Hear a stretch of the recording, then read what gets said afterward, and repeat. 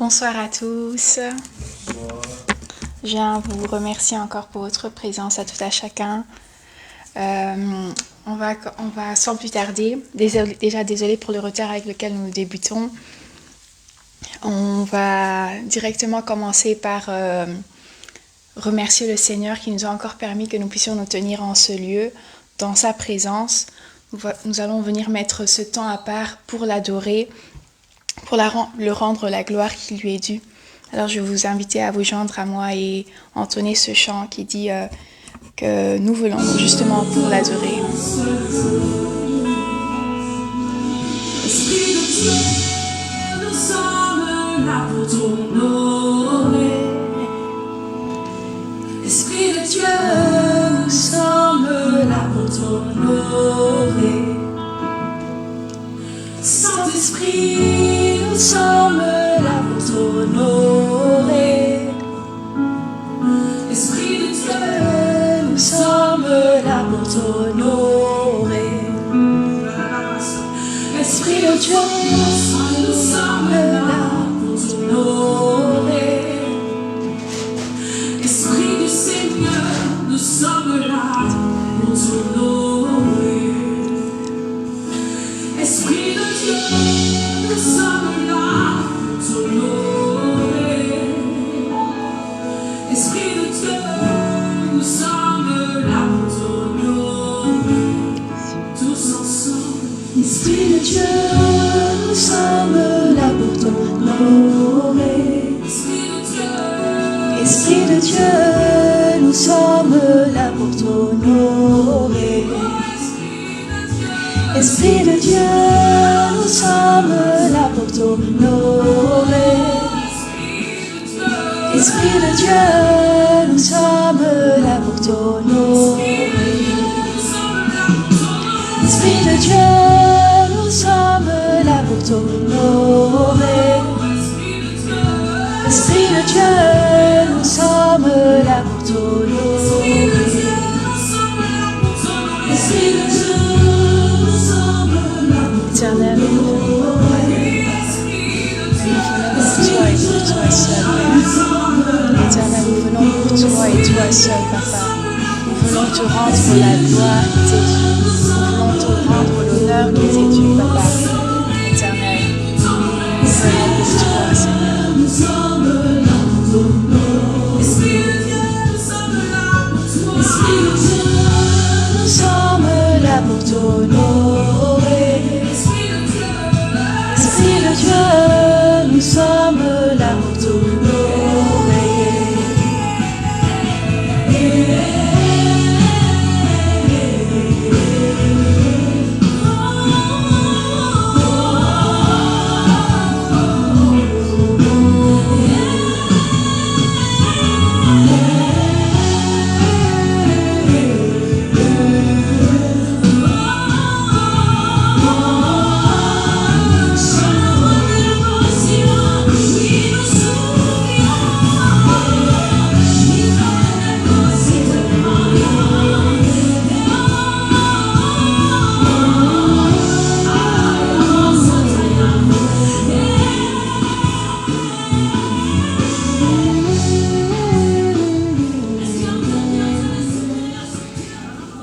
Je vais vous inviter encore à proclamer des paroles de bénédiction, de remerciement, de grâce envers le Seigneur pour ce qu'il représente pour nous, car nous venons ici pour le rendre la gloire qui lui est due. Alors proclamons ces paroles envers lui, soyons reconnaissants envers le Seigneur. Éternel Père, Papa, nous te remercions encore. Nous te remercions pour ce que tu représentes pour nous, Papa. Éternel, tu es notre Dieu et nous n'en avons aucun autre, Papa. C'est pour ça que nous mettons ce temps à part, Éternel, pour te rendre la gloire, pour revenir encore à tes pieds, Papa. Venir te louer, venir t'adorer, Papa. Car toi seul en es digne, Papa. Il n'y en a aucun autre si ce n'est que toi, Papa. Éternel, je te remercie car tu es là en ce lieu. Je te remercie car tu nous as devancés, Papa. Éternel, dans ta maison, Papa. Alors manifeste encore ta présence en ce lieu, Papa. Éternel, nous venons pour toi, nous venons t'adorer, nous venons te louer, Papa. Éternel, Papa, ne passe pas inaperçu, Papa. Si un roi en venant ici, Papa, il peut marquer notre attention, à combien plus forte raison, Papa. Toi qui es Dieu au-dessus de tout, Papa. Éternel, Par ta présence, nous ne pouvons pas rester indifférents, papa. Éternel, nous venons nous agenouiller, papa, au-devant de toi, papa. Éternel, nous venons lever nos mains au-devant de toi, papa, pour te rendre la gloire, car toi seul en es digne, papa.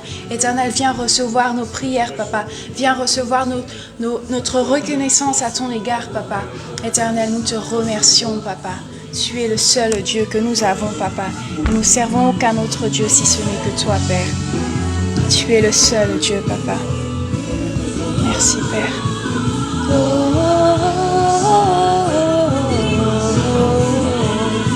Éternel, il n'y en a point d'autre si ce n'est que toi. Il n'y en a point d'autre si ce n'est que toi, Père.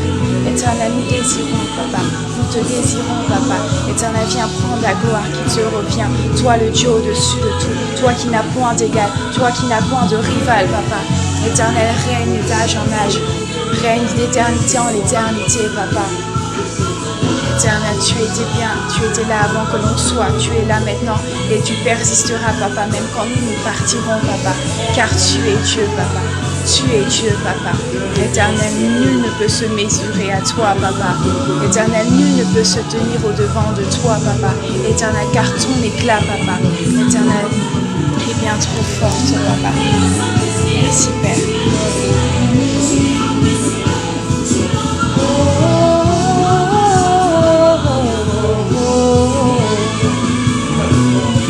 Esprit de Dieu,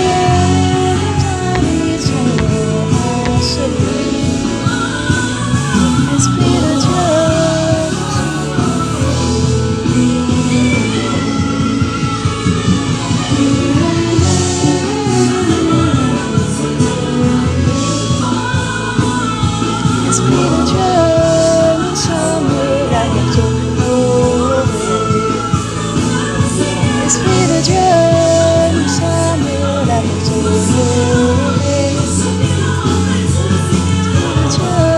nous sommes là pour t'honorer. Esprit de Dieu, nous sommes là pour t'honorer.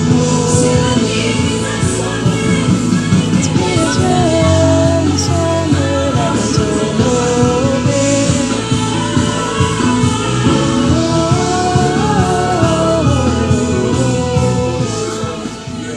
Merci, Père.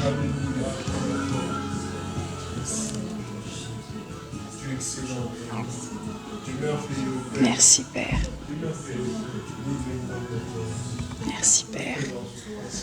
Je vais encore vous inviter à prier avec moi pour demander au Seigneur que par sa présence en ce lieu, qui nous transforme, qui nous change, afin que le fait de tomber en face de la tentation, elle cesse parce que sa présence, elle nous submerge. Le fait de pécher, ça cesse. Mais que par sa présence, que nous soyons renouvelés, que nous soyons changés, afin que ici-bas, qu'on atteigne la stature parfaite de Christ, que dans la présence de ceux qui sont sauvés, ainsi que ceux qui périssent, qu'on dégage vraiment l'odeur de Christ, et pour que eux aussi, à travers nos vies, ils soient transformés. Prions pour cela.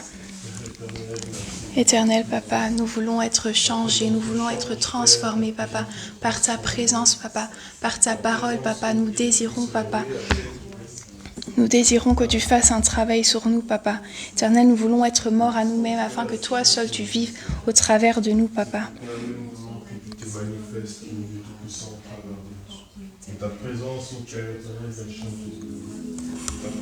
Éternel, toi seul, Papa. Opère le travail, Papa, qui doit être fait, Papa. Éternel, nous voulons changer, Papa. Nous voulons te plaire, nous voulons être agréables, Papa. Éternel, viens au-dedans de nous, Papa. Viens au milieu de notre assemblée, Papa. Nous voulons être marqués par ta présence, Papa. Nous voulons être changés par ta présence, Papa. Éternel, de nous-mêmes, nous n'y arriverons pas, Papa. Éternel, mais nous savons que ton Saint-Esprit, Papa, qui repose au-dedans de nous, Papa, opère le travail qui doit être fait, Papa.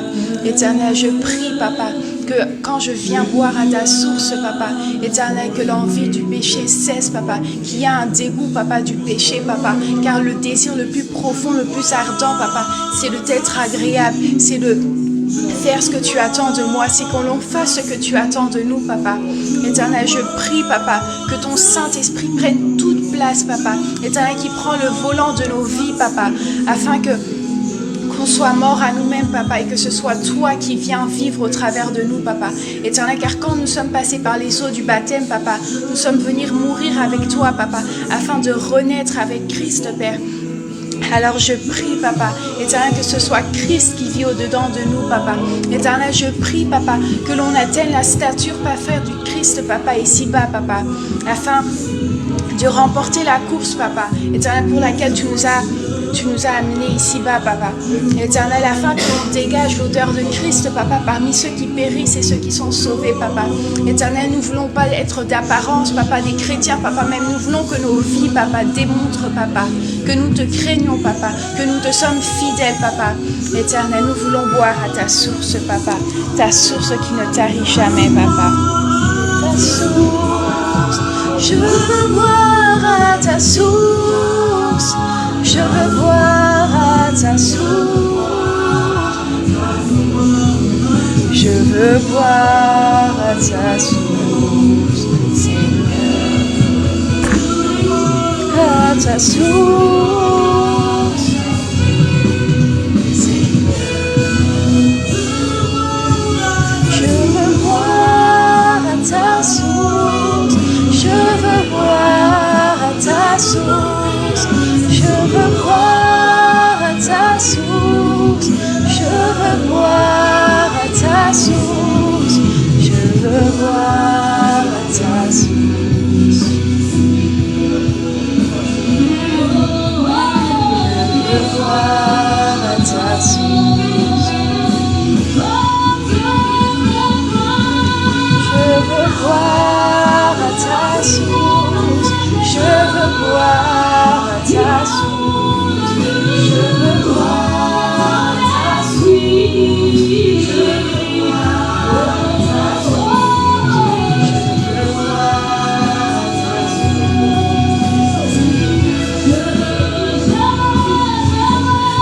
veux boire à ta source. Je veux boire à ta source.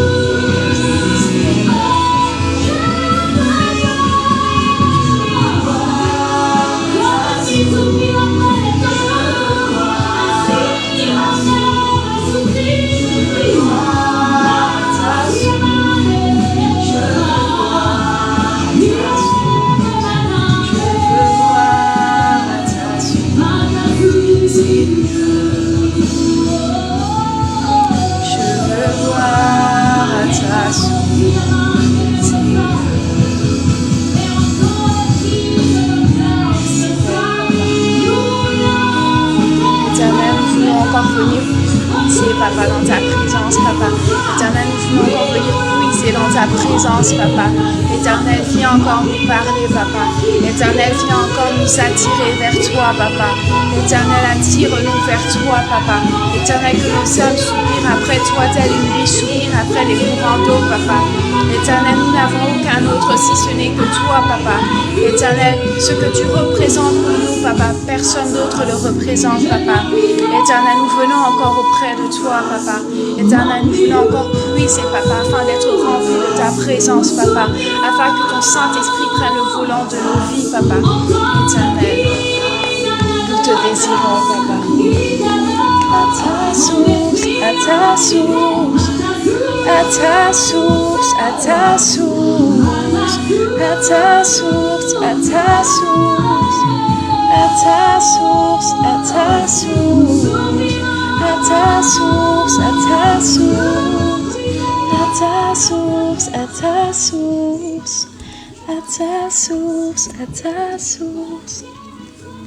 Je vais encore vous inviter à prier avec moi afin que l'on demande au Saint-Esprit de venir nous donner encore de la force, qui vienne nous donner à nous aussi, à notre famille, à l'Assemblée, papa, à ceux qui sont affaiblis par une situation qu'ils traversent, que le Saint-Esprit vienne encore leur renforcer dans cette situation, que ce soit des personnes qui sont malades, qui traversent des difficultés dans leur foyer ou dans leur mariage, que le Saint-Esprit vienne leur apaiser, leur donner la paix, car il est fidèle et s'il dit qu'il nous viendra en aide, alors on s'appuie en fait sur cette promesse qu'il nous fait, on sait qu'il viendra nous secourir au moment opportun, mais en attendant, pendant que l'on traverse ces moments-là, qu'il vienne nous équiper, nous donne la force, la paix. Prions pour cela. Merci Père. Merci Père. Merci Père. Papa, je viens encore te prier, Papa. Éternel, je viens t'implorer, Papa. Éternel, je viens te demander que tu puisses venir nous aider, Papa. Nous venir en aide, Papa. Éternel, que ceux qui ont des difficultés dans leur foyer, Papa. Ceux qui ont des difficultés dans leur mariage, Papa. Éternel, je prie que tu puisses venir leur rassurer, Papa, que tu es là, que tu interviendras. Que ce n'est pas une fatalité, mais c'est uniquement un témoignage que tu nous donnes, Papa. Éternel, au moment voulu, Papa, tu nous donneras la victoire, car la victoire, tu l'as déjà acquérie à la croix de Golgotha, Papa. Et tu viens faire en sorte que nous partageons ta gloire, Papa. Alors nous savons, Papa, et nous comptons sur toi, Papa, afin que tu viennes, Papa. Éternel, nous venir en aide, Papa. Éternel, en cet instant, Papa, que chacun d'entre nous traverse, Papa. Éternel, je prie que tu puisses être notre force, Papa. Éternel, que tu puisses venir calmer la tempête, Papa. Éternel, que tu puisses venir nous donner la paix et la confiance, l'assurance, Papa. Car nous savons que tu es là pour nous, Papa. Nous n'avons rien à craindre, Père. Papa, je te remercie, Papa. Éternel, je te remercie d'avance, Papa. Car je sais, Papa, que l'on sortira de ce tunnel, Papa. On verra la lumière du jour, Papa. Éternel, toi-même, tu dis que Éternel, tu ferais rayonner le soleil et dans ces rayons de soleil, Papa, tu enverras la guérison, Papa, à ceux qui sont malades, Papa. Tu as dit parmi ceux qui te servent, ceux qui te craignent, Papa, il n'y aura pas la maladie, Papa. Alors nous savons que tu es fidèle, Papa, fidèle pour accomplir tes promesses, fidèle pour rester vrai, Papa, et en accord avec ta parole, car tu n'es pas un homme pour mentir, Papa. Ce que tu dis, tu le fais, Papa. Alors nous nous confions en toi, Papa. Nous savons, Papa, que tu es là pour nous, Papa. Donne-nous la force, Papa. Équipe-nous afin que l'on traverse, Papa, ces moments, Papa, tout en restant ferme, en n'abandonnant pas, Père. Éternel, nous restons fermes, Papa. Même dans les tempêtes, tu ne m'abandonnes pas. Tu es fidèle, fidèle, fidèle. Tu es fidèle, fidèle à jamais. Tu es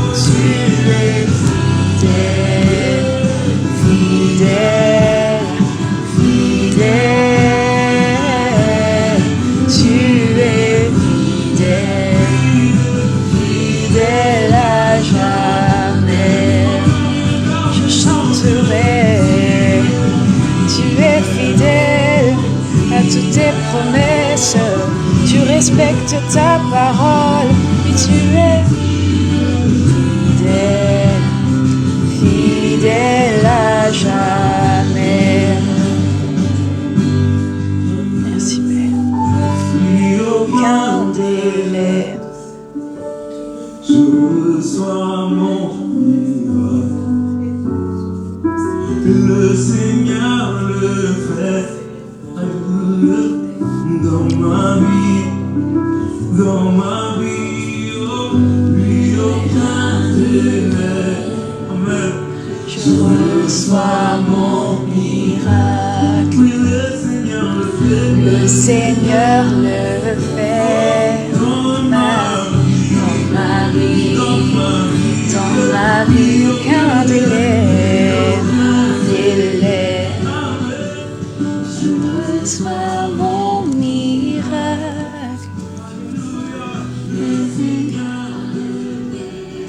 Voilà, si je peux encourager quelqu'un, encore une fois, dans la parole dans Corinthiens au chapitre 4, verset 19, il est dit « Oui, nos souffrances actuelles sont légères et durent peu de temps, mais elles nous préparent une gloire extraordinaire. Cette gloire dure toujours et elle est beaucoup plus grande que nos souffrances. » Amen. Merci Seigneur. Voilà. Alors je vais encore vous inviter à prier pour l'Assemblée, que Dieu vienne encore régner encore dans cette Église, qui vient transformer la vie de tout à chacun, que ce soit véritablement la parole du Seigneur qui soit prêchée ici, que ce ne soit pas une logique humaine ou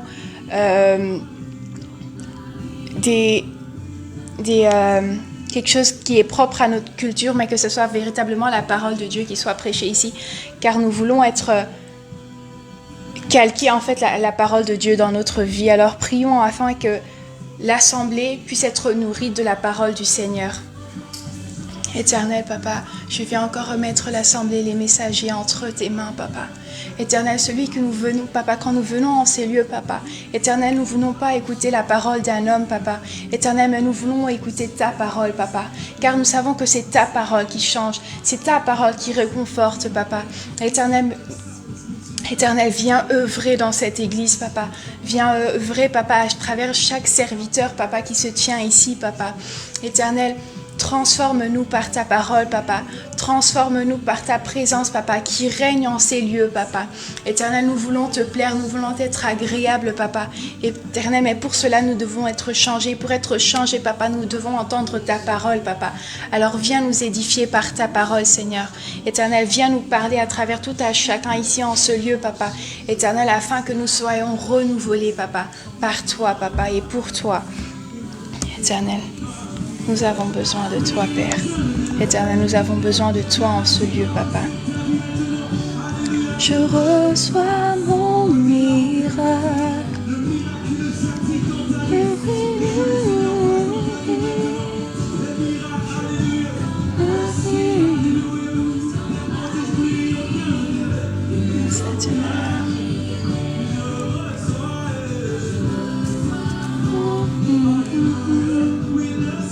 Le fait.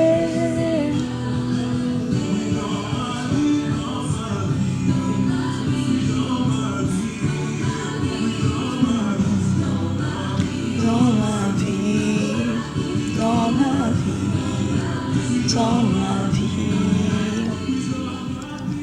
Voilà. Voilà, maintenant que nous nous apprêtons à recevoir la parole du jour, je vais encore prier pour la parole que nous allons recevoir et l'orateur qui va nous apporter la parole. Alors Seigneur, je viens te remercier pour la parole qui nous est préparée pour la soirée d'aujourd'hui, Papa. Éternel, je prie que la parole puisse nous provenir de toi. Éternel, je prie que la parole, Papa, que nous allons recevoir puisse être une lampe à nos pieds, une lumière sur notre sentier, Papa. Qu'elle puisse nous éclairer, Papa, sur le chemin que nous devons emprunter, Papa. Éternel, que ta parole puisse nous encourager, que ta parole puisse nous transformer, Papa. Éternel, je remets encore l'orateur de ce jour entre tes mains. Éternel, je prie qu'une huile d'onction, Papa, puisse encore couler sur lui, Papa. Éternel, qu'il soit conduit par toi, Papa. Éternel, inspire-lui, Papa, un message, Papa, qui va venir édifier, Papa, l'assemblée, Papa. Éternel, je prie que tu puisses encore remplir sa coupe. Éternel, guide-lui, inspire-lui, Papa. Éternel, et que ce que nous allons recevoir, Papa, puisse nous édifier, et que ce puisse être pour ta gloire, et à toi seul, Seigneur. Que toute la gloire te revienne, Papa. Amen. Merci.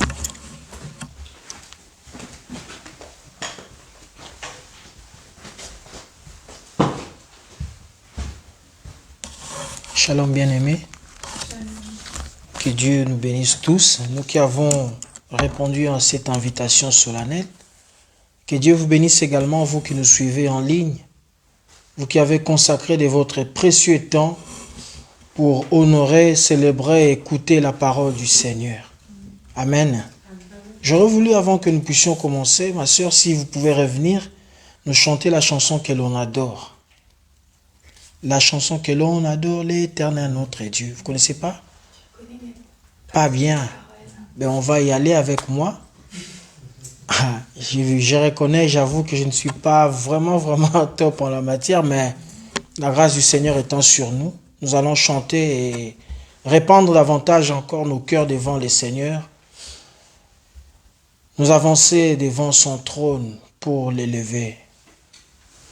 Nous chantons que l'on adore le Seigneur notre Dieu, le Seigneur notre Dieu, que l'on lui rende sa louange. Oh, il créa la terre, il étendit les cieux, et sa gloire se révèle là-haut dans les cieux. Sa louange se manifeste partout sur la terre. Il est Seigneur, il est Seigneur.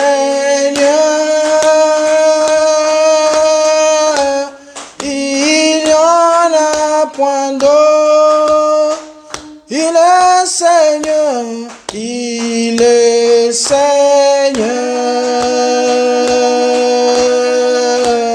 Il n'y en a point. Nous disons, il est Seigneur, il est Seigneur. Des seigneurs, il n'y en a point d'autre. Est-ce que tu peux le dire dans ta prière qu'il est le Seigneur et en dehors de lui, il n'y a point d'autre? Tu peux seulement élever ta voix et dire que toi, tu es mon Seigneur. Moi, j'en ai pas deux, j'en ai pas trois. Tu es le seul Seigneur de ma vie. Tu peux simplement dire que tu es le Seigneur qui a créé toutes choses. Tu es le Seigneur qui a créé les mondes visibles et invisibles. Tu es le Seigneur qui m'a ramené en ces lieux. Tu es le Seigneur qui m'agrée dans ta présence. Et ce Seigneur-là, il n'y a qu'un seul. C'est lui-là que nous vénérons. C'est lui au devant de qui nous fléchissons nos genoux. J'aimerais que quelqu'un puisse élever ce Seigneur qu'il a créé, qui m'a créé, qui nous a encore donné le souffle de vie en ces jours. Nous t'élevons, notre Seigneur, nous t'élevons, toi, notre Dieu. Seigneur, nous t'élevons, Papa, toi qui es incomparable. Seigneur, nous t'élevons, nous t'élevons, nous t'élevons. Toi, le Dieu au devant de qui tout genou fléchit. Seigneur, nous t'élevons, toi qui agrées nos prières, toi qui nous exauces.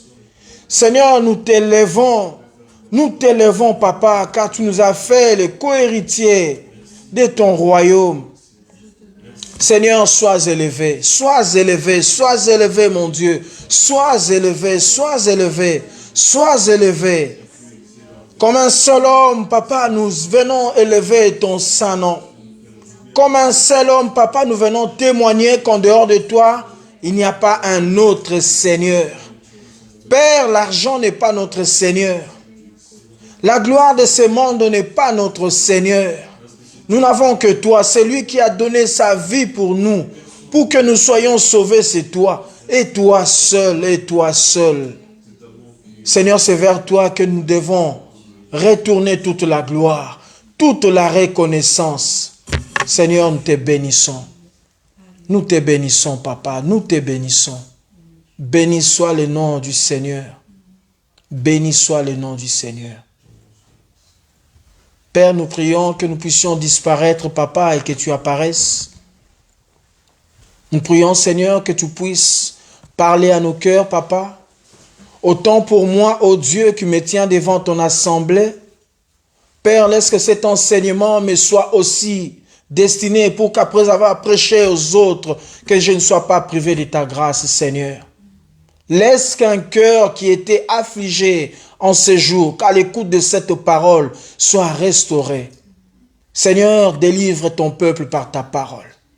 Seigneur, affranchis-nous, étanche notre soif, car tu es celui, le seul vide de nos vies que toi seul peux combler. Seigneur, comble-nous par ta parole. À toi la gloire, à toi l'honneur. Au nom de Jésus. Amen. Alléluia. Amen. Que Dieu soit béni. Que Dieu soit loué. Bien-aimés, nous devons être heureux, nous qui sommes de cette génération. La Bible dit, plusieurs ont désiré vivre, entendre ce que nous avons, mais ne l'ont pas pu. Nous sommes dans une génération, un siècle où la connaissance ne fait que s'accroître. Je parle de la connaissance, que ça soit spirituelle et même scientifique. Nous connaissons beaucoup de choses que les apôtres peut-être ne pouvaient pas connaître. Nous avons la facilité de comprendre certaines révélations de la Bible parce que cela était bien explicité pour nous qui sommes venus de cette génération. Vous savez, même sur le plan scientifique, ce que les gens connaissaient il y a de cela plusieurs siècles et ce que nous connaissons aujourd'hui, ça n'a rien à voir. La technologie, voilà que nous sommes en train de parler ici, il y a de ceux qui nous suivent en ligne. Ils sont très loin de nous, très loin, mais ils nous suivent en temps réel. On peut aujourd'hui faire des voyages de plusieurs milliers de kilomètres en quelques heures seulement. Et des maladies, il y a des maladies qui ravageaient à l'époque. Aujourd'hui, c'est un jeu d'enfant. Après quelques vaccins, on est à l'abri. La connaissance s'est accrue. Beaucoup de progrès. Beaucoup de progrès technologiques. L'homme est devenu tellement intelligent au point qu'il a même rendu les objets intelligents. On a des maisons intelligentes, des voitures intelligentes, parce que on est tellement élevé en termes de connaissances. Mais lorsque nous prenons toutes ces choses, tous ces progrès scientifiques, nous mettons sur la balance par rapport à la connaissance de Dieu, c'est comme un grain de sable sur un continent africain. C'est encore rien. Mais par contre, nous, en regardant, nous disons qu'on a fait beaucoup. Hein. On est allé trop loin. Oh, qu'est-ce que l'homme? C'est merveilleux. Voir ce que nous sommes en train de réaliser aujourd'hui. Mais c'est encore rien par rapport à la grandeur de Dieu. C'est juste un grain de sable. Vous voyez un peu tout un continent comme l'Europe. Vous prenez un grain de sable. C'est ce que nous représentons en termes de savoir, en termes de connaissances. Bien aimé, ce soir, j'aimerais que nous puissions parler du Dieu tout-puissant. Notre Dieu n'est pas seulement puissant, mais il est tout-puissant. Ça veut dire en lui, il y a toutes les puissances qui puissent exister. Nous avons un Dieu merveilleux, bien-aimé. Un Dieu incomparable. Donc, un chrétien doit être heureux. Doit être l'homme le plus heureux, la femme la plus heureuse. Lorsque nous réalisons seulement que nous avons la bonne part d'avoir avec nous le Dieu tout-puissant. Nous ne pouvons que nous estimer heureux. C'est Dieu-là qui a la puissance dans la science, qui a la puissance dans la foi, qui a la puissance en tout. Il n'y a aucun détail qui l'échappe. Et celui-là, c'est notre Dieu. Alléluia. Pour ça, j'aimerais que nous puissions prendre une portion d'écriture dans Matthieu chapitre 11.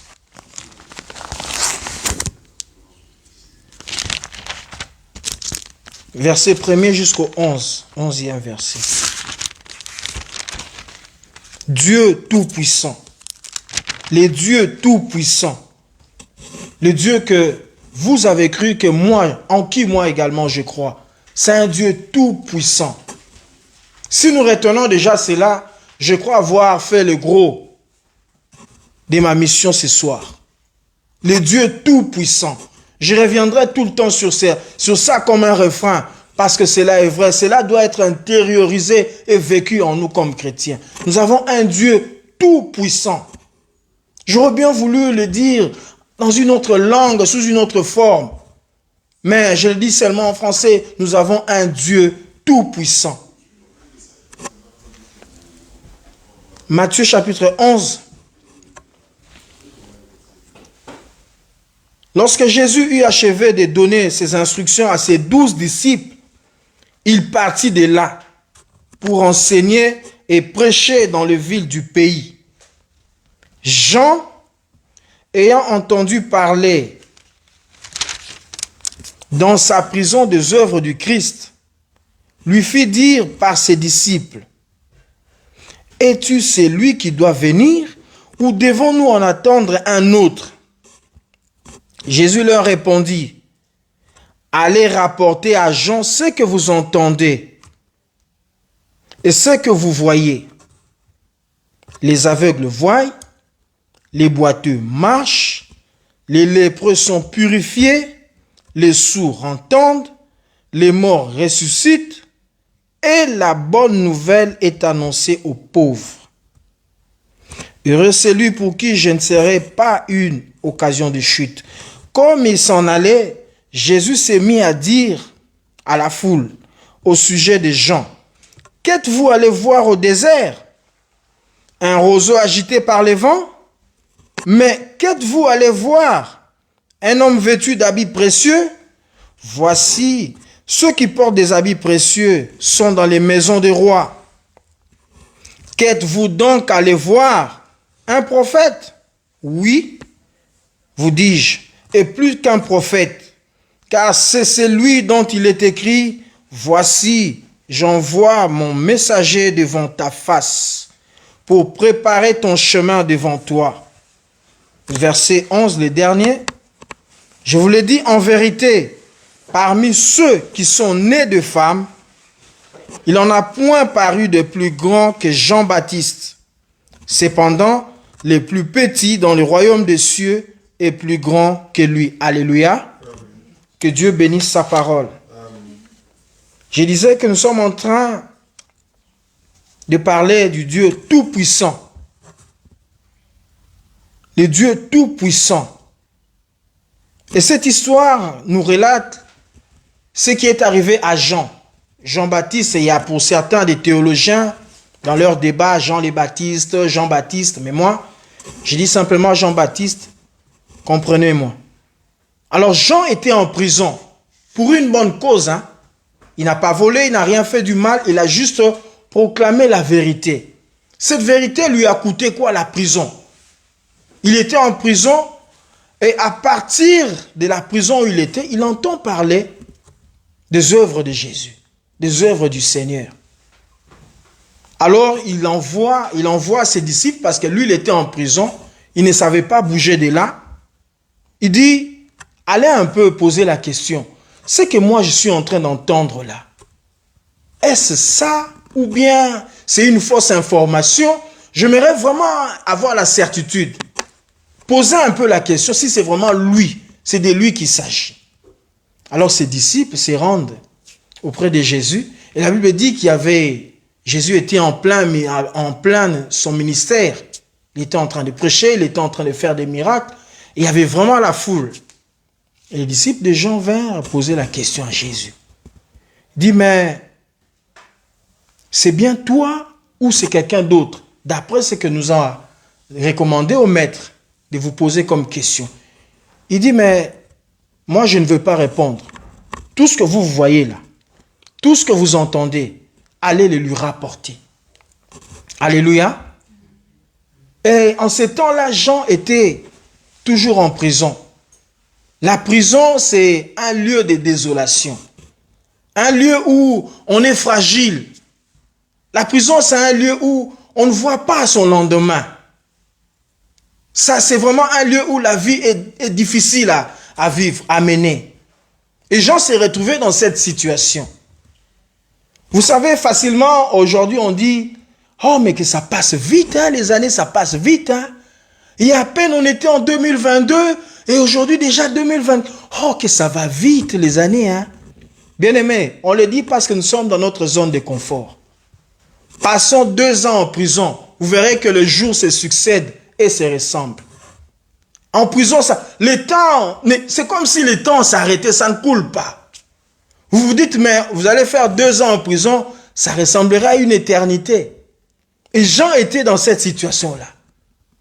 Mais les jours passés, c'était long, vous êtes là, vous ne savez pas quelle heure il fait, vous ne savez pas qu'est-ce qui vous attend, parce que vous êtes en privation de liberté. Et lorsque vous vous rendez dans des cours et tribunaux, vous verrez qu'il y a des avocats là qui ne plaident que pour une liberté, frère, une liberté provisoire, pas définitive. Ils plaident pour une liberté provisoire. Donc, pourvu que mon client ait ne serait-ce qu'une portion de liberté précaire, en attendant qu'on juge, qu'on sanctionne, qu'on condamne. Mais pour l'instant, qu'il soit d'abord à l'extérieur. Quand on est en prison, on est fragile. On ne sait plus à quoi s'attendre. On se pose beaucoup de questions. Et même, puisqu'il est le cas de Jean-Baptiste, même lorsque une vérité vous parvient, vous écoutez, vous entendez ce qu'on vous dit par rapport à la réalité que vous vivez, ça sème des doutes en vous. Jean a été dans cette situation-là. Il se disait, mais je suis en train de rêver ou bien c'est vraiment ça l'histoire que j'entends? Cet homme-là qui produit autant de miracles, c'est bien lui? C'est lui que j'ai baptisé? C'est quelqu'un d'autre ou comment? Mais Jésus dit, retournez lui dire ce que vous entendez et ce que vous voyez. Et Jésus après se retourne à la foule. Parce que j'imagine que la foule qui était là était aussi curieuse d'entendre ce qui se disait. Et vous savez que dans la foule, il y a tout. Il y a les émotions, il y a la raison, il y a un peu de tout. Il y a des interprétations un peu plus dérapées. Et je suis sûr qu'ils se disaient, mais ça c'est bien les disciples de Jean. Il y a quelqu'un d'autre qui dira, mais lui là je reconnais, je l'ai vu le jour où je me suis fait baptiser. C'est d'ailleurs lui qui m'a retiré des eaux, c'est lui, oui. Ah mais c'est lui là aussi, il a mis du temps avec Jean. Hein? Ah je le voyais souvent avec Jean dans le désert. Mais qu'est-ce qu'il vient dire là? Qu'est-ce que Jean les a envoyés dire? Ah c'est Jean qui se met maintenant à douter si c'est Jésus ou pas. Mais ce n'est pas Jean qui nous disait que celui qui devait venir après lui est plus grand que lui. C'est pas lui Jean. Mais aujourd'hui, il commence à poser encore la question de savoir c'est bien lui qui doit venir ou c'est quelqu'un d'autre. Même Jean aussi, il est fragile. Même Jean aussi traverse des temps où il n'arrive plus à se contrôler. Même la foi des gens aussi fléchit. Alors là, ça semait une confusion parce qu'on connaissait la grandeur de Jean. Jean qui proclamait Jésus publiquement. La grandeur de Jésus. Mais c'est lui-même là, Jean, qui envoie ses disciples. Alors Jésus, sage qu'il était, après avoir répondu aux disciples de Jean, il les laisse partir, s'éloigner, pour qu'ils ne suivent pas la suite du discours. Et se retourne maintenant devant la foule, pour leur poser la question, mais vous là qui êtes en train de murmurer là, qu'est-ce que vous étiez en train, vous alliez faire au désert là-bas? Quand vous alliez au désert, c'était pour faire quoi? Pour chercher à voir des hommes bien habillés. Parce que ce n'est pas dans le désert qu'on trouve des gens qui sont chics, qui sont bien présentables. On les retrouve dans des palais. Mais vous alliez dans le désert, pour quoi faire? Pour voir un prophète. Mais non, je vous dis que lui là, Jean, pour qui vous murmurez là, il est plus qu'un prophète. C'est un homme grand.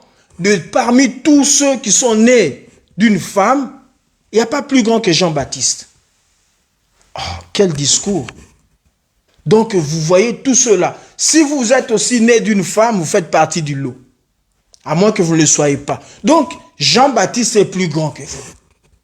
Mais un tel homme, avec une telle grandeur, avec un tel éloge fait par Jésus, mais il arrive dans un moment de sa vie d'être confus, d'avoir des doutes par rapport à sa situation. Bien aimé, si cela est arrivé à Jean-Baptiste, à combien plus forte raison moi, à combien plus forte raison vous? Nous sommes des chrétiens, nous menons on dit une vie chrétienne. Dans la vie chrétienne, ça arrive qu'il y ait de haut, qu'il y ait de bas. Ça arrive que l'on puisse se dire que nous sommes dans une situation comme en prison. Une situation où on ne voit pas le lendemain. On ne sait pas, on s'est dit, mais hier c'était encore aujourd'hui. Aujourd'hui, je ne sais pas de quoi il sera question. Je ne vois rien, je suis en train de prier comme si Dieu est loin de moi. C'est comme si le Dieu là dont on m'a dit qu'il est celui qui entend, qui exauce, c'est le Dieu du passé. Ma situation ne change pas. Tout ce qui m'arrive là, c'est des pleurs, des grincements des dents. Est-ce le Dieu là qu'on m'a enseigné, que les hommes de Dieu m'ont toujours enseigné? Est-ce lui ou quelqu'un d'autre? Bien-aimé, si cela t'arrive, sache que ça arrive aussi à tout le monde dans la vie chrétienne. Mais une chose, j'aimerais vous prier, bien-aimé, ne dites jamais dans votre cœur, ne confessez pas dans votre bouche que Dieu vous a abandonné. Parce que Dieu n'abandonne personne. Alléluia. Dieu n'abandonne personne. Nous allons voir le cas de Job. Je vais juste lire, on ne va pas tout lire. Job chapitre 1, verset 12. Et puis on va sauter, Job chapitre 2, verset 5 à 6. Écoutez ce qui est écrit. Job chapitre 1er, verset 12. Écoutez. L'Éternel dit à Satan, « Voici tout ce qui lui appartient, je te le livre. Seulement, ne porte pas la main sur lui. » Et Satan se retira de devant la face de l'Éternel. Je prends chapitre 2, verset 5 à 6. « Mais étant ta main touche à ses os et à sa chair, et je suis sûr qu'il te maudit en face. » L'Éternel dit à Satan, « Voici, je te le livre, seulement épargne sa vie. » Alléluia. Nous connaissons tous l'histoire de Job. Qu'est-ce qui lui est arrivé? Ici, Satan est en train de dire à Dieu que si seulement tu me laisses Job, tu verras qu'il va te régner. Et Dieu dit, tu vas prendre tout ce qui lui appartient. Fais-en ce que tu veux. Mais à Job, tu ne touches pas. Et Satan commence maintenant à se servir de Job, la vie de Job. Il commence d'abord par ravager ses biens. Après avoir ravagé ses biens, parce que ses biens lui appartiennent, il va toucher ses enfants, parce qu'également ses enfants lui appartiennent. Il va exterminer ses enfants. Il va s'aimer la désolation dans la vie de Job. Job va se mettre à pleurer, à gémir. Mais une chose, le pari n'était toujours pas gagné. Il fallait qu'il renie la foi. Il fallait qu'il renie Dieu. Et cela n'est pas fait. Satan retourne auprès de Dieu et dit, tu m'avais dit que je devrais toucher à tous ces biens. Mais il y a un bien que je n'ai pas encore touché. C'est sa santé. C'est son corps. Bien-aimé, notre corps, c'est aussi un bien que Dieu nous donne pour parvenir à nos fins, qui est quoi? Le salut. Alléluia. C'est juste un instrument qui va périr un jour. Ça va rester ici. Nous nous en servons parce qu'un jour, nous puissions parvenir au salut, en ayant la santé, en ayant le corps, en ayant l'intelligence, en ayant tout ce que nous avons réuni, cela nous permet d'avancer vers le Seigneur, de connaître et de croire à notre Dieu. Alors Satan dit, il y a un bien qui lui appartient que je n'ai pas encore touché, sa santé. Si tu me donnes cette fois-ci sa santé, je t'assure qu'il va te régner. Alors Dieu dit, tu peux toucher à sa santé, mais je t'ai déjà dit que tu ne toucheras pas à sa vie. Alléluia. Bien-aimé, il y a certains qui disent que si vous touchez à ma famille, vous touchez à mon travail, vous m'avez touché, vous avez tout pris, vous m'avez tout pris. Mais le tout des hommes, ce n'est pas le tout de Dieu. Le tout pour Dieu, c'est qu'on touche à notre esprit. Parce que toujours dans Job, il est dit, en réalité, dans l'homme, c'est l'esprit. Tant qu'on n'a pas encore touché à notre esprit, on n'a pas encore touché à notre personne. Alléluia. Donc du moment où Satan n'avait pas encore mis la main sur Job, sur l'esprit de Job, du moment où Job n'avait pas encore régné Dieu et que son esprit était toujours en communion avec lui, Satan pouvait tout lui prendre. Il lui avait toujours rien pris. Alors Satan est retourné. Il a pris sa santé. Sa santé ne faisait que se dégrader, se dégrader, se dégrader. Mais Job est resté en communion. Il n'a pas renié Dieu. Alors Satan dit, je dois jouer une dernière carte. Je dois gagner le pari. Parce que si un homme perd tout et qu'il garde sa communion avec Dieu, il n'a encore rien perdu. De même que s'il gagne tout et qu'il perd son âme, il a tout perdu. Donc moi, je veux qu'il perde. Je dois toucher à son âme. Comment faire? Et il passe par la femme de Job. La femme dit, mais tu renies Dieu et tu meurs. Comment tu peux continuer à vivre de la sorte? Fais tout pour renier Dieu. Bien-aimé, le diable est méchant. Le diable ne nous aime pas. Tout ce que Dieu fait, il nous protège parce qu'il sait. Il sait que si nous sommes à la portée, à la merci du diable, il ne va pas hésiter. Tout ce qu'il cherche, c'est notre mort. Je répète encore que le diable est méchant. Qu'il soit rouge ou d'une autre couleur, il est méchant. Il est vraiment méchant. Et il est passé par la femme de Job. Job n'a pas renié la foi. Il était toujours stable. Il était toujours en communion. Et Dieu était avec lui. Sa situation pouvait paraître que, comme si Dieu l'avait abandonné. Non, Dieu ne l'avait pas abandonné. Job n'avait rien perdu en réalité. Suivant Dieu, il n'a rien perdu. Parce que son esprit était en communion avec Dieu. Alléluia, bien-aimé. Gardons notre communion avec Dieu et nous ne perdons rien. Que ce soit en prison, que ce soit en manque de tout, du moment où nous sommes en communion avec Dieu, nous avons tout gagné, nous n'avons encore rien perdu. Alléluia. Parce que le matériel, ça vient et ça part, comme le pasteur Bobo l'a prêché dimanche dernier. C'est rien. Mais ce qui importe, c'est notre communion avec Dieu. Parce que notre Dieu ne nous abandonne pas. Nous pouvons lire dans Hébreux chapitre 13 pour vraiment asseoir ce que je suis en train de dire. Hébreux chapitre 13, versets 5 à 6. Écoutez ce qui est dit. Ne vous livrez pas à l'amour de l'argent. Contentez-vous de ce que vous avez, car Dieu lui-même a dit, je ne te délaisserai point et je ne t'abandonnerai point. On va s'arrêter là. Je ne te délaisserai point et je ne t'abandonnerai point.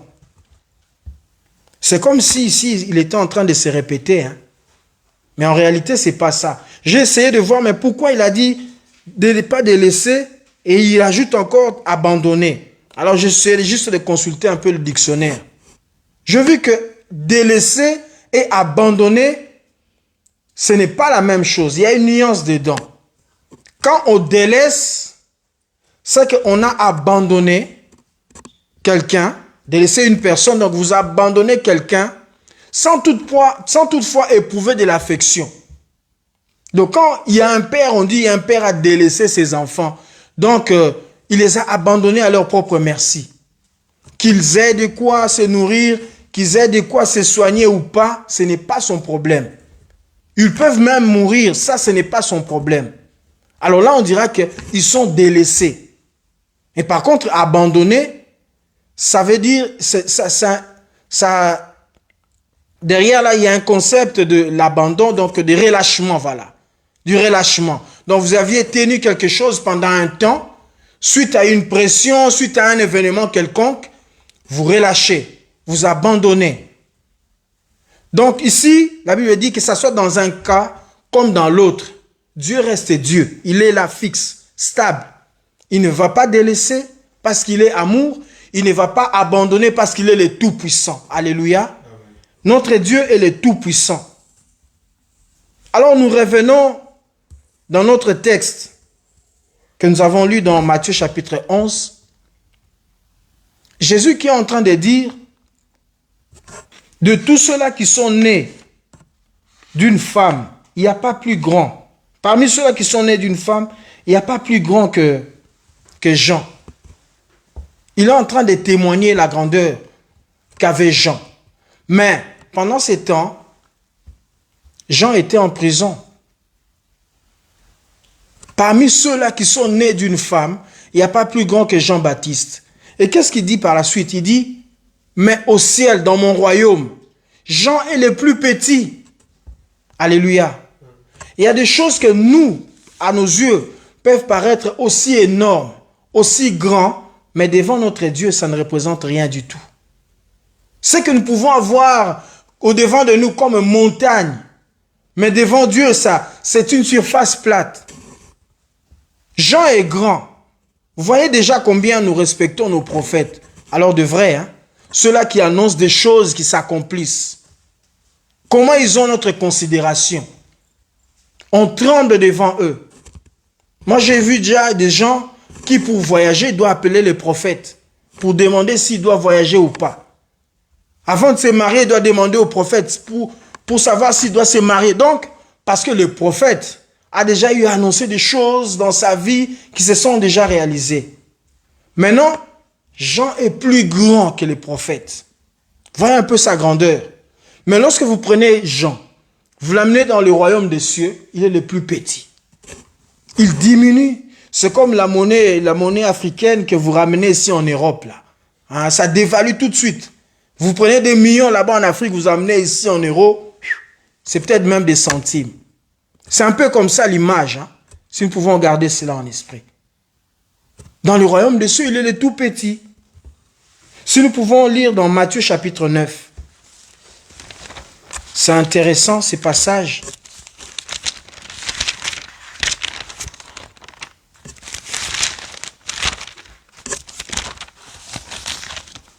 Matthieu chapitre 9.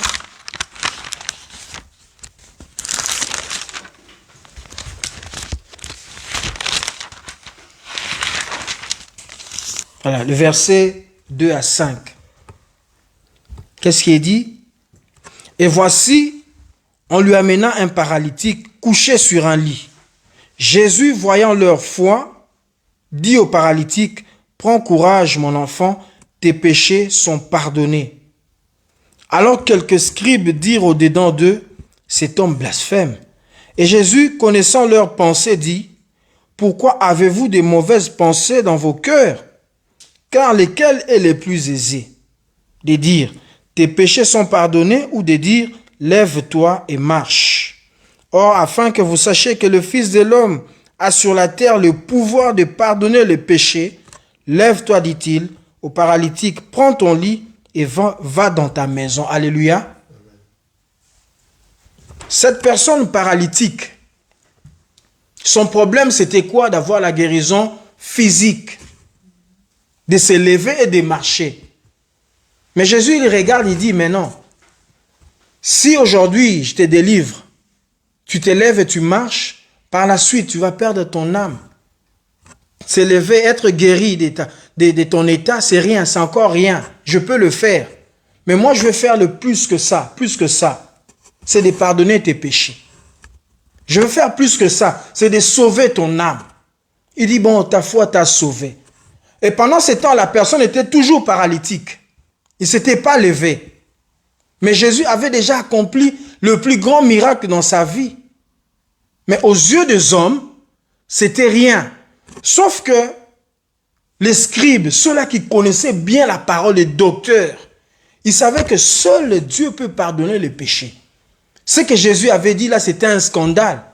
Comment un homme, toi un homme, tu peux pardonner les péchés d'un autre homme? C'est le plus difficile qu'un homme ne peut pas accomplir. Le plus dur qu'un homme ne peut pas faire. Mais Jésus peut le faire. Alléluia. Notre situation est le plus dure qu'un homme ne peut pas faire, mais Jésus peut le faire et bien plus qu'encore. Il dit, mais lequel est plus aisé? Pour moi, dire lève-toi et prends ton lit, lève-toi et marche, ça c'est rien du tout. Je peux le faire. Mais c'est plus dur, c'est de sauver l'âme. Vous voyez le prix que le Seigneur a payé pour que nos âmes soient sauvées. Il est allé jusqu'à donner la vie. Et il y a un principe du monde qui dit qui peut le plus peut le moins. Notre Dieu peut le plus. Il peut notre salut. À combien plus forte raison ne pourra-t-il pas nous donner des guérisons? À combien plus forte raison ne pourra-t-il pas nous donner des choses dont nous désirons, qui sont du reste périssables? Il arrivera un temps où nous les aurons, et à un certain âge, à un moment, on se dira, mais à quoi bon? Ça a servi à quoi de courir derrière ces choses? Je les ai eus, mais aujourd'hui, je les ai entre mes mains. Mais ça sert à quoi? Parce que c'est des choses périssables. Ça sert à rien. Mais le salut, c'est ce qui importe le plus. Jean, lui, s'attendait à recevoir l'approbation des hommes. Il s'attendait à être libéré de sa prison. Il s'attendait à un témoignage qui pourra le faire sortir de là où il était. Mais Jésus ne le voyait pas là.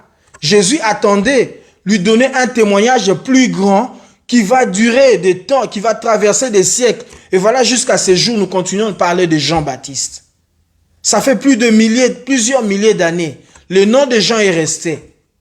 La liberté que pouvait lui donner le roi allait être une liberté éphémère. Après, par la suite, Jean allait mourir. Il finirait par mourir. Mais le salut. Nous avons un Dieu tout-puissant parce qu'il peut accomplir des choses qui vont au-delà de nos pensées. Il peut accomplir des choses qui vont au-delà de ce que nous pouvons imaginer. La Bible dit, il est celui qui peut aplanir des montagnes. C'est un Dieu grand. C'est un Dieu tout-puissant, bien-aimé. Ne les limitons pas par rapport à ce qui nous passe devant nos yeux. Ne les limitons pas par rapport à ce qui nous prend vraiment dans le cœur. Ne les limitons pas par rapport à ces sujets-là qui nous empêchent de dormir. Notre Dieu est plus grand que ça. Il est plus grand que ça. Plus grand de nous faire sortir de la prison où nous sommes. Je ne sais pas, nous sommes dans quelle prison? Est-ce la santé? Est-ce le chômage? C'est quoi? C'est quoi la prison? Peu importe la prison où nous sommes, notre Dieu est capable de nous délivrer de là. Pourquoi? Parce qu'il nous a délivrés de la plus grande prison qui puisse exister, la mort. Il nous a délivrés de la mort. La Bible dit, autrefois nous étions errants. Chacun de nous cherchait à sauver sa propre vie. Sans toutefois y arriver, mais on essayait quand même. On savait qu'on n'allait pas réussir, mais on s'est battu. Ça servira à quoi de se battre lorsqu'on sait qu'on est déjà perdant? Mais c'est ce qu'on était, nous. Jésus est venu, il nous a délivrés de là. Il nous a affranchis. Alléluia. N'est-ce pas merveilleux d'avoir un Dieu comme celui-là? Un Dieu tout-puissant. Bien-aimé, j'aimerais que tu te tiennes devant tes problèmes. Tu les regardes et tu dis, ça devant Dieu, c'est rien. Ce n'est même pas encore un problème. Ce n'est même pas encore un problème, bien-aimé. Peut-être tu diras, mais toi, tu ne sais pas de quoi tu parles. Tu ne sais pas ce qui m'arrive. Tu ne sais pas ce que j'endure. J'aimerais t'affirmer que nous avons un Dieu tout-puissant. Devant lui, ces problèmes-là n'est rien. Ce n'est rien du tout. C'est vraiment aisé pour lui de te dire, sois délivré de ton problème. C'est aisé. Parce qu'il t'a délivré des plus grands, les plus durs. Au ciel, il y avait un grand souci. Personne ne voulait se lever. Personne ne voulait se lever pour venir nous sauver. Parce que cette mission était délicate, c'était une mission difficile. Jésus devrait passer par plusieurs voies très difficiles pour que nous soyons sauvés. Alors le reste là, ce n'est rien. Alléluia. J'aimerais que ton cœur soit dans la paix. Que tu saches que tu as un Dieu grand. Que tu saches que tu as un Dieu puissant. Que tu saches que tu as un Dieu tout-puissant. Qui peut résoudre tous les problèmes qui puissent être nommés sous le soleil. Même les problèmes qu'on ne peut même pas nommer. Des problèmes qu'on n'a jamais connus, qu'on n'a jamais entendu parler. Notre Dieu est capable de les résoudre. Sois dans l'assurance. Sois dans la joie. Sois dans la paix parce que ton Dieu est tout-puissant. Lorsque tu te lèves le matin, sois dans la joie. Réjouis-toi, réjouis-toi. Parce que ton Dieu est grand. Alléluia. Que le nom du Seigneur soit béni. Nous allons incliner nos têtes dans la prière.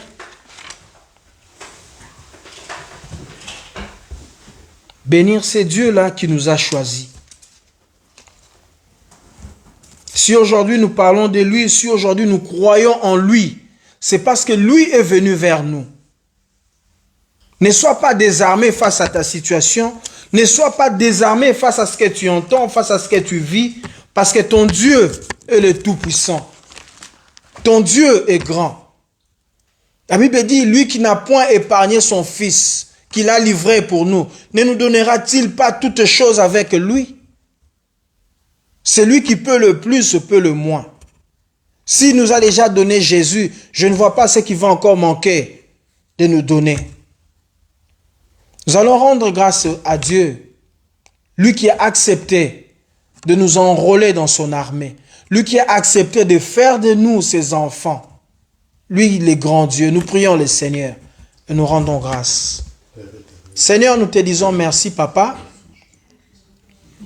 de ce que tu es venu à nous. Tu es venu dans la boue où nous étions. Tu es venu nous chercher. Tu n'as pas tenu compte de notre état, Papa, mais tu nous as pris par ta droite puissante et glorieuse. Papa, tu nous as affranchis. Père, nous sommes dans la joie d'appartenir à ces grands dieux. Nous sommes dans la joie d'avoir pour nous le Dieu Tout-Puissant. Nous sommes dans la joie car rien ne peut nous résister. Nous sommes dans la joie parce que nous sommes vainqueurs face à toute situation. Nous sommes dans la joie, Seigneur, nous sommes dans la joie. Le Dieu Tout-Puissant, le Dieu Tout-Puissant, le Dieu Tout-Puissant. Nos vies, Seigneur, nous te les consacrons, Papa, à toi seul. À toi et à toi seul. Bien-aimé, j'aimerais maintenant que tu puisses regarder à ton problème. Si ce n'est pas toi qui as un problème, tu regardes ton prochain qui a partagé avec toi sa situation. Et vous deux, lorsque vous étiez en train d'échanger, vous étiez arrivés au bout. Mais ce soir, Dieu nous a dit qu'il est le Tout-Puissant. Tu vas soumettre ces problèmes entre les mains du Seigneur avec assurance qu'il y a déjà la solution. Parce que lui, il est le Tout-Puissant. Nous élevons nos voix et nous prions le Seigneur. Papa, j'ai prié pour ton peuple, Père. Seigneur, j'ai prié pour ton peuple qui dit, pour moi, c'est fini. Je ne sais plus à quoi m'en tenir. J'ai prié, Seigneur, pour celui ou celle qui est en train de gémir dans la solitude, se disant, Seigneur, pourquoi tu m'as abandonné? Seigneur, aujourd'hui que tu nous as dit que tu es le Dieu Tout-Puissant, Papa, laisse que nos foi soient abandonnées sur toi. Lorsque nos foi soient attachées en toi, notre Dieu, notre Roi. Seigneur, que nous ne puissions pas nous relâcher. Seigneur, que nous ne puissions pas abandonner cette voie que tu as tracée pour nous. Nous voulons croire en toi, toujours en toi, Papa. Nous voulons croire en toi et toujours à toi, Seigneur. Toi, le Dieu Tout-Puissant. Toi, le Dieu d'amour. Toi, le Dieu Tout-Puissant. Les grands vainqueurs. Seigneur, béni sois-tu. Béni sois-tu. Béni sois-tu, Papa. Je vais inviter le pasteur Eric à s'avancer, bénir ces instants et clôturer la suite du programme.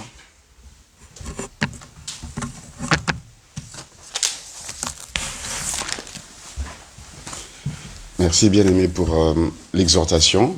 Voilà, nous arrivons à la fin de notre programme. Au niveau des annonces, nous avons le regret d'informer à l'Église qu'il y a toute une famille qui a été éprouvée. C'est la famille Makedika, donc la famille de notre ancien docteur Diki. Il y a la sœur Molly, la sœur Patty, la sœur Noël, la sœur Marianne, et puis il y a aussi les frères Berry, mais frère Berry et la sœur Marianne ne sont peut-être pas dans notre église locale, mais en tout cas, nous sommes tous éprouvés de la perte de leur papa. Et donc, sur le groupe WhatsApp de l'église, il y a des informations qui sont communiquées. Le programme continue, c'est-à-dire on visite, on reste un temps avec la famille, à l'adresse qui est communiquée dans le groupe WhatsApp de l'église. C'est toujours des 18h jusqu'à 22h, vu que c'est au domicile de notre sœur Molly. Donc, il faudra peut-être jouer aussi avec la sagesse au niveau du bruit, parce qu'on ne peut pas faire du bruit au-delà de 22h.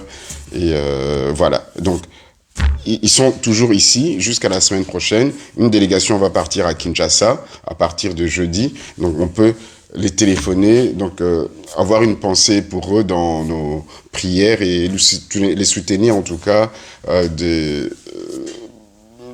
du mieux que l'on peut, que ça peut être dans la prière, financièrement, pleurer avec eux, et c'est vraiment une grande perte de perdre leur papa, vraiment le patriarche de la famille. Ça, c'est pour le côté nécrologique des annonces. Demain, nous avons notre veillée de prière, notre veillée mensuelle. Donc, ça sera la première veillée de l'année, puisque au mois de janvier, c'était le réveillon du 1er janvier. Et là, nous avons notre veillée sur Zoom, en distanciel, de 22h à minuit. Il y a toujours des gens qui plaident pour que ça prenne un peu plus de temps. Ok, moi je voudrais bien, mais bon, vous savez, 2 heures assis, c'est peut-être pas évident, à moins que vous restiez debout. On pourra toujours, donc un jour, voir comment on peut bouger les heures. En tout cas, c'est une nuit de prière où on va prier, on va peut-être continuer avec le même esprit que l'exhortation de ce soir. Parce que finalement, la Bible nous dit quelque part que qu'est-ce qui va rester de toute façon, parce que les miracles finiront, les guérisons, les prophéties, je pense que vous le savez, hein. Si vous le savez pas, mais moi j'espère que ça vous déçoit pas que un jour il y aura plus de prophéties, il y aura plus de miracles, il y aura plus de guérisons. On sait pas quand, mais bon, il y a même d'autres théologiens qui pensent que c'est déjà fini, il y a déjà la cessation de ces dons charismatiques. Mais ce qui est sûr, c'est qu'il va rester jusqu'au ciel, c'est la foi, comme on nous a en tout cas prêché aujourd'hui, l'espérance et la charité et l'amour. Et quand on était plus jeune, il y a les sœurs de la chorale, les messagères qui disaient oui. Pas seulement ces trois-là, mais il y a aussi la louange qui va continuer là-bas, parce qu'Apocalypse dit que là-bas, dans l'éternité avec les seigneurs, on va seulement passer des moments d'adoration et de louange. Amen.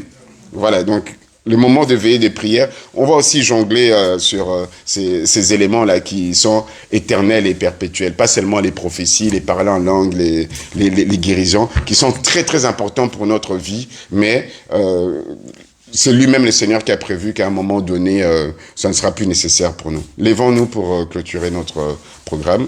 Les dimanches, il y a Sainte-Seine à l'église. Si vous voulez qu'en 2024, vous preniez part au repas du Seigneur ensemble avec l'église locale, ce moment de communion, ça fait quelque chose. Il y a une sœur qui me dit, à chaque fois qu'elle vient prendre la Sainte-Seine, c'est comme si donc, on remettait son compteur à 0 de péché. Je dis, ouais, t'as déjà été pardonné depuis longtemps, mais bon, si c'est ta foi, pas de problème, mais ça fait du bien. Donc, culpabilité, on sent un peu de souillure. La Sainte Seine, mettez ça dans le programme, dimanche, venez nombreux, il y a la Sainte Seine. Donc, remercions les Seigneurs pour ce temps de prière que nous avons eu à passer ensemble, et puis je fais la prière de clôture. Élevons nos voix. Seigneur, merci. Merci pour ce temps que tu nous as accordé de prier. Même si, Seigneur, c'était difficile pour certains, à cause, Seigneur, notre Dieu, de la manifestation des agriculteurs, ô Père éternel, mais en tout cas, pour celles et ceux qui étaient ici présents, ainsi que ceux qui étaient connectés en ligne, Seigneur, et ceux qui nous suivront en rediffusion, merci, Seigneur, pour eux. Merci pour leur présence. Merci pour le fait, Seigneur, notre Dieu, qu'ils ont participé et qui suivront, Seigneur, notre Dieu, cette réunion. Ô Père, que les grâces nécessaires que tu as prévues pour nous aujourd'hui, Seigneur, puissent, Seigneur, porter, Seigneur, leurs fruits dans nos vies, Seigneur, que ce soit au niveau de la parole que nous avons reçue, au niveau des prières, Seigneur, notre Dieu, tel que c'était conduit par notre sœur de Horty. Nous voulons, Seigneur, notre Dieu, nous avancer un peu plus dans la vie de la sanctification, dans la vie de communion avec toi et la communion les uns les autres. Nous avons ainsi prié. Éternel notre Dieu, nous te disons merci et nous voulons rentrer dans nos maisons. Bénis, Seigneur, notre retour, que ta paix, Seigneur, puisse, Seigneur, reposer sur nos toits, ainsi que ta bonté, ô Père éternel. Bénis, Seigneur, le prédicateur de ce soir, ainsi que la conductrice de la prière et de la louange. Puisses-tu, ô Dieu Tout-Puissant, bénir aussi toute ton assemblée, ainsi que les pasteurs et les anciens conducteur de cette église. Nous allons nous retrouver, Seigneur notre Dieu, demain pour la veillée. Nous allons nous retrouver dimanche, ainsi que, Seigneur notre Dieu, la prière matinale de demain. Nous voulons que ton esprit continue à agir, Seigneur, par nous, avec nous, Père éternel, et que nous recevons encore davantage, Seigneur, ce que tu as préparé pour nous. Seigneur, là où il y avait, Seigneur, notre Dieu, des pleurs, des questionnements, que tu puisses combler, Seigneur, par ta lumière, Seigneur, par ton conseil, Seigneur, notre Dieu, par ta présence et par ton réconfort, ainsi que ta consolation pour la famille éprouvée, Seigneur, avec qui nous compatissons. Ô Dieu Tout-Puissant, que tu puisses, ô Dieu, débloquer les situations, Seigneur, difficiles qui se présentent devant tes enfants. Que tes enfants aient la foi en toi et la paix, Seigneur, et que, comme dit l'Écriture, que Nous sommes sûrs qu'on nous combattra, mais ils ne nous vaincront pas, parce que tu es avec nous. Nous avons ainsi prié au nom de Jésus. Amen. Allez en paix, que Dieu vous bénisse.